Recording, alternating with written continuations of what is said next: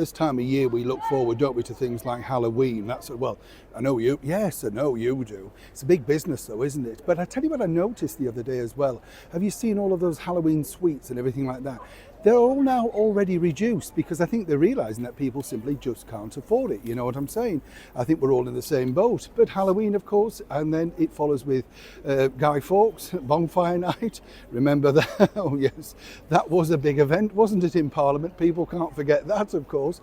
And when you think about it, there are many things in the calendar that we like to celebrate, particularly over here in the United Kingdom. Now they say, don't they, that Christmas just comes round but once a year, and it should be celebrated, the birth of Christ, and more importantly, celebrated individually in a country like ours.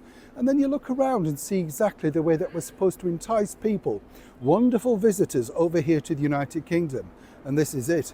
As ever, let me explain. Good to see you today. Thank you so much as ever. I'm in the heart of London today on Jermyn Street. Now, Jermyn Street is famous, of course, for very affluent men I know who watch this show. Yes, the educated. Well, I can see.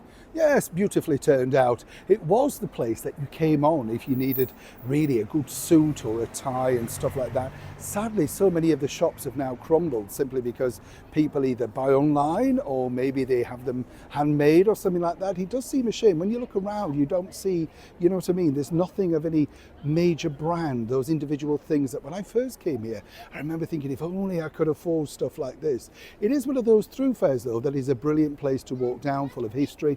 And more importantly, you know, let's not forget, you can get to the Ritz one end, Fortnum's, all that sort of stuff. It's one of those lovely places of London. So you would imagine that they would go all out to celebrate one of our biggest, shall we say, things of the year, Christmas. But look at these lights. Yeah, right. These are them, right? And yeah, I mean, look at them. Now, these are already just up in the early stages, but what's fascinating is I put a call into City Hall, which is the home of the Mayor of London. And I said, you know, is this it? And they said, well, you know, money's tight and, you know, certain stores can't assist, all of that.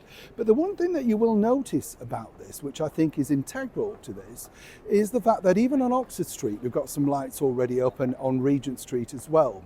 The one message missing that you don't see, you'll see this, is of course Merry Christmas. Where is it? You know, Happy Christmas, Merry Christmas.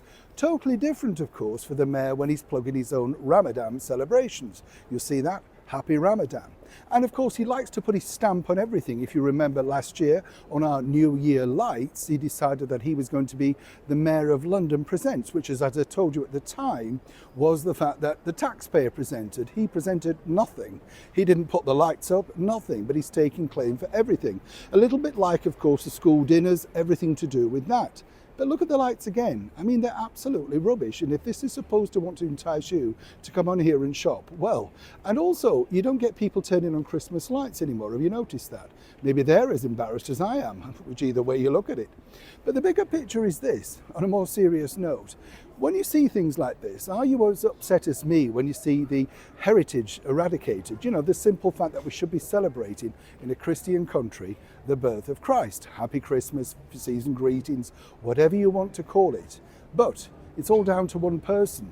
The good news is, though, that this woman, Penny Mordaunt, for a while an MP, could be the next Lord Mayor of London. And that in itself will be a much blessed relief to many people. Rumours are abound that Penny's interested, and I think she would make an excellent mayoress. Now, it couldn't get any worse than this, could it? Neil Shaw, Jermyn Street, London.